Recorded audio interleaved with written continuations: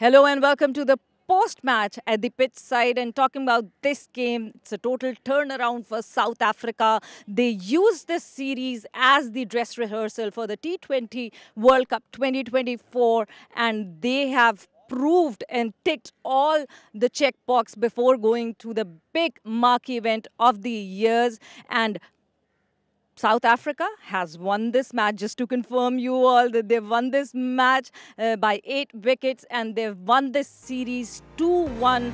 Talking about the happy captain there, Laura Woolworth was very satisfied with the performances because looking at the summary right now and looking how this match went on, Pakistan started off playing and it was hard luck for Muniba not to carry forward and just got run out.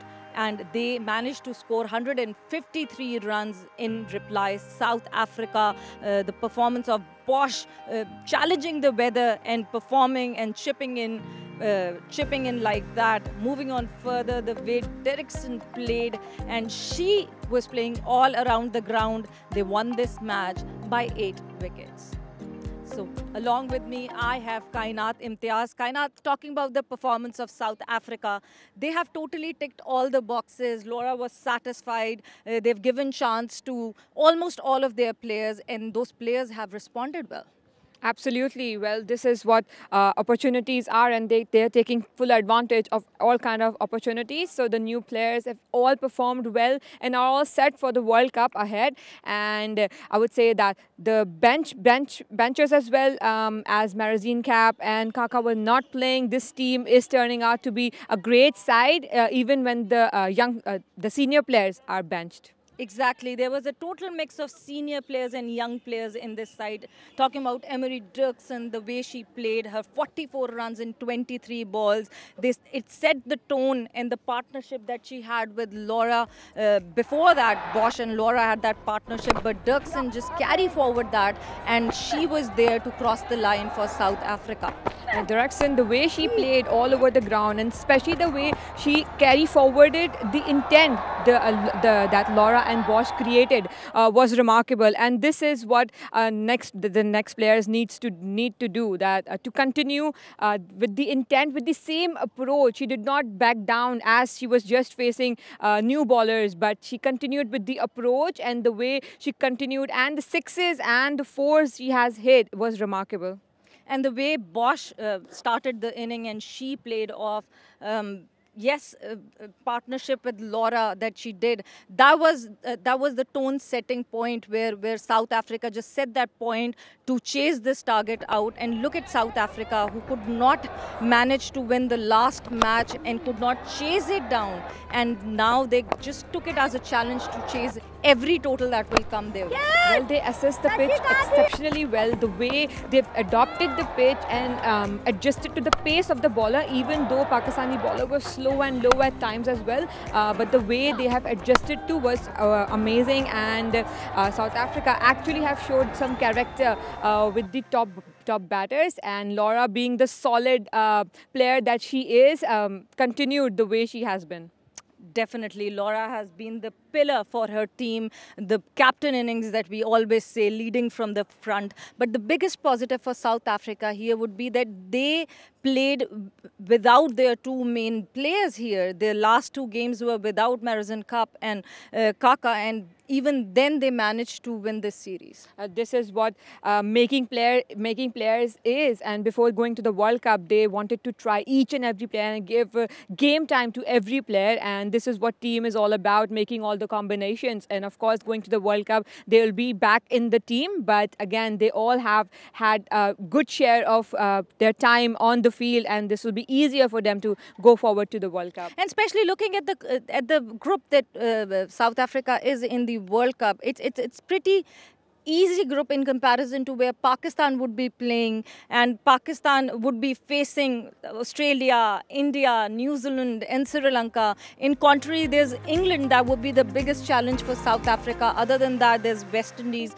but South Africa could manage and handle West Indies as well. So it would be a good series win for them and good preparation. It's such a morale boost to definitely win this series and go to the World Cup now. And Pakistan is a very good side, of course, beating them in series with 2-1 is definitely a morale boost, and this will definitely help them go forward. Even though their pool is not relatively is not that hard, but again it's T20, and you cannot be expecting any team to come low and slow on you. So definitely every team is gonna go full on with the other one. So yes, Pakistan has actually in a very hard pool, but again it's T20, and the way team is Pakistan team right now gelled, and the way they're performing when it comes to betting, and this was one thing that was lacking, the betting side, and they have been clicking the betting side from the very first game. So this will definitely help them. Every single player is performing. Fatima is in form, Nida is in form. If we talk about ballers, Sadia, Nashra, Diana is back in the squad as well. These are the positives that you're talking about Pakistan, and yes, there was this really big positive, the intent, the kind of batting that Pakistan showed. But talking about the weaknesses that they need to tweak before going to the T20 World Cup, what weaknesses would you pinpoint? I would say a little, they can get better when it comes to line and length and variations, because they are going to get similar conditions just like they have had in Multan. So definitely work a little more on their bowling lines, and especially fielding side, because catches win matches. You have to create opportunities, you have to dive, you have to save those singles and doubles, which is so important, and that we have lacked in today's game as well, because Pakistan has also dropped a couple of catches and missed fieldings as well. So that needs to be on point, because the other team is definitely not going to leave them and take advantage of every opportunity they get. So we need to get hold of every single catch that comes around. Exactly. Converting the half a chances into full chances and taking those full chances, because we saw today when Muniba was behind the wicket, she missed the stumping of Bosch, and what Bosch did, the damage that she did to Pakistan. Then Alia dropped the catch of Derrickson, and then look at what Derrickson did, and they just reached to the target really quickly before even finishing their overs.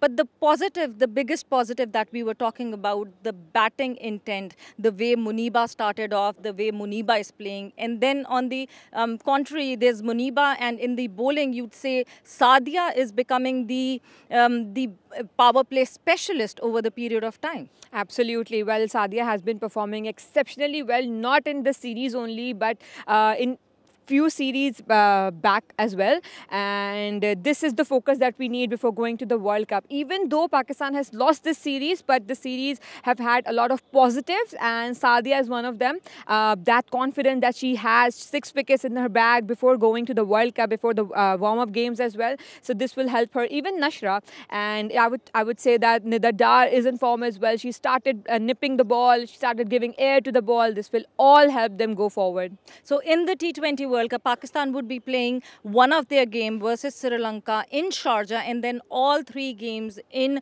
Dubai. And Dubai is a very, very huge stadium. The power hitting game should be more improved, or you're satisfied with that? Well, as far as these last two games are concerned, I'm completely satisfied with the way the team has come along and the way they are hitting. The approach has changed.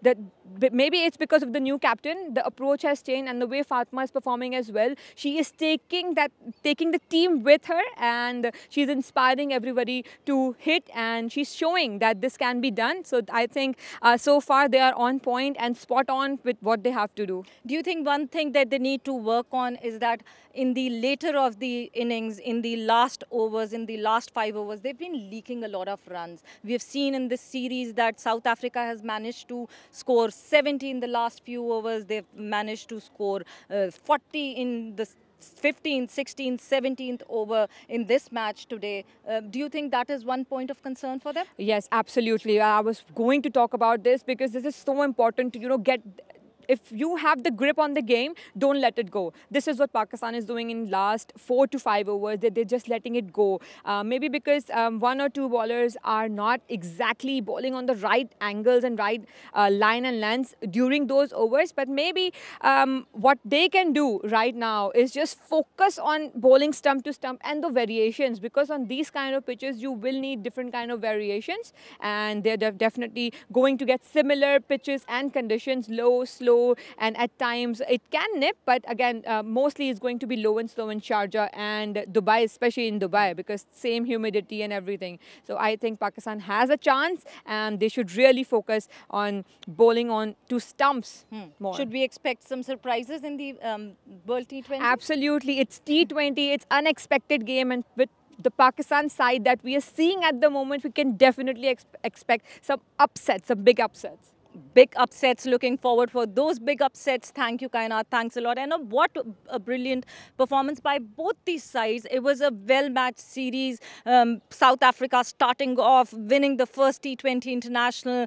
Pakistan realizing their mistakes, altering them, and coming back in the second T20I and winning it and making the highest total of the T20 international in Pakistan women cricket. Then South Africa assessing what they did wrong, and they came in the third T20I, and they just could not chase in the second T20I, so they managed to chase this time around and chased it with a very, very comfortable way. So yes, both the teams have gained a lot, and this was a proper dress rehearsal for both the teams before this T20 Women's World Cup, and hopefully you've enjoyed this broadcast. Multan City has been really happy. We have seen spectators coming in. Even today, we were not expecting much of a crowd being here in this blistering heat, but even then we saw so many families coming here and supporting the women game. So till the next time, Saveera Pasha signing off. Take care. Bye-bye.